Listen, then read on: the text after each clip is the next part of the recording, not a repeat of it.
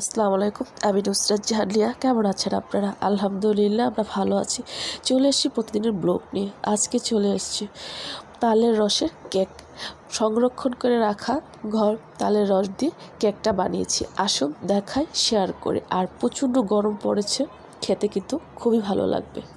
নিয়ে নিচ্ছি আতপ চাউলের গুঁড়ি। আতপ চাউলের গুঁড়িটা নিয়েছি, দিয়ে দিচ্ছি পাকা তালের রস। তালের রসটা কিন্তু আমি সংরক্ষণ করে রেখে দিয়েছি। তালের রসটা ভালো করে চিপে তিতো পানিটা ফেলে দিয়ে তারপরে একদম ডিপে রেখে দিলে এটা কিন্তু আপনারা সারা বছর খেতে পারেন। দিয়ে দিচ্ছি লবণ, দিয়ে দিচ্ছি খাবার সোডা,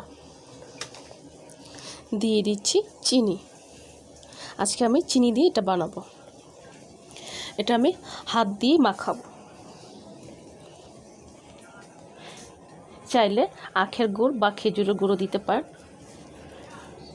আমি প্রথমে বলে দিয়েছি আজকে আমি এটা চিনি দিয়ে বানাবো।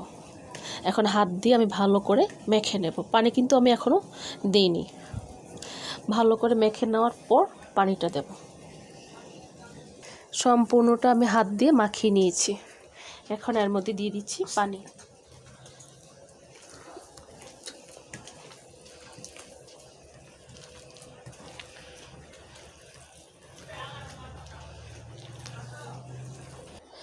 সম্পূর্ণটা একেবারে মাখানো হয়ে গেছে।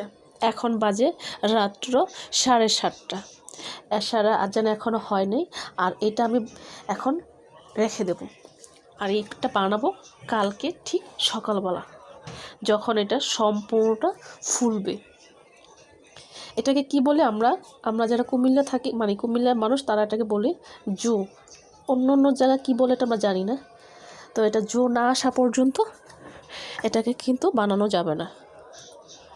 তো ফিরে আসব কালকে সকালবেলা, মানে পরের দিন সকালবেলা। এটা এখন আমি রেখে দেব। ফ্রিজে কিন্তু রাখবো না, নর্মালভাবেই এটাকে রেখে দেব। ফিরে আসছি পরের দিন সকালবেলা। এটা কিন্তু পরের দিন, আমি রাত্রেবেলাটাকে করে রেখেছিলাম। পরের দিন সকালবেলা আমি আসছি। নিয়ে নিয়েছি এরকম একটা সসপ্যানের মধ্যে এটাকে দিয়ে দিচ্ছি।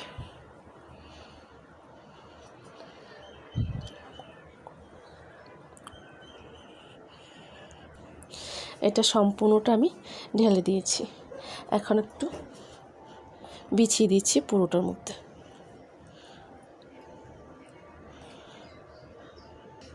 সম্পূর্ণটা আমি ভালো মতো বিছিয়ে দিচ্ছি। দিয়ে দিচ্ছি উপর থেকে খেজুরের বিচিটা ফেলে দিয়ে উপর থেকে দিয়ে দিচ্ছি। একেবারেই রেডি। আসুন বাকি কাজটুকু দেখায়। চুলোর মধ্যে কড়াই বসিয়ে দিয়েছি। কড়াইয়ের মধ্যে দেওয়া হয়েছে পানি। পানিটা মোটামুটি কুসুম কুসুম গরম হয়েছে। দিয়ে দিচ্ছি একটা স্ট্যান্ডের উপরে বসিয়ে দিচ্ছি।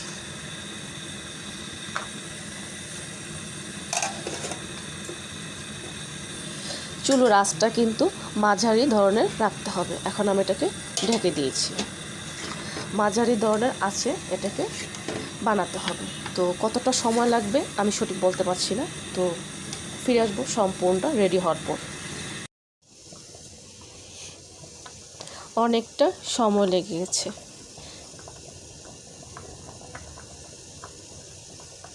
এটা কিন্তু এখনও হয়নি, কারণ এটার মধ্যে লেগে গেছে। এটা কিন্তু হতে আরও মোটামুটি অনেকটাই সময় লেগে যাবে। আবারও এটাকে ঢেকে দেব।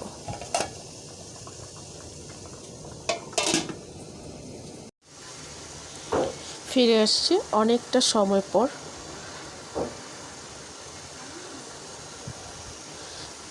এখন কিন্তু হয়ে গেছে, একেবারে রেডি। এখন আমি এটাকে নামিয়ে ঠান্ডা করে তারপর ফিরে আসবো একদম ঠান্ডা হওয়ার পর। তৈরি হয়ে গেছে তালের রসের কেক। তালের রসের কেকটা একেবারেই রেডি। আশা করি ঘরে সংরক্ষণ করে রাখা পাকা তালের রস দিয়ে এরকম কেক বানিয়ে খাবেন, আর এই সিজনে এখনও কিন্তু বাজারে তাল ওঠেনি। তো আমি যেহেতু সংরক্ষণ করে রেখেছিলাম সেই জন্য আমি বানাতে পারছি। যাদের বাসায় সংরক্ষণ করে তাল আসছে তারা এরকম করে কেক বানিয়ে খাবেন, খুবই ভালো লাগবে। ভালো লাগলে কমেন্টস করে জানাবেন, সাবস্ক্রাইব করে দেবেন, আমার পাশে থাকবেন আর আমাকে অনেক অনেক সাপোর্ট করবেন। আজ এই পর্যন্তই। সব ভালো থাকেন, সুস্থ থাকেন, আবার আসবো। আল্লাহ হাফেজ।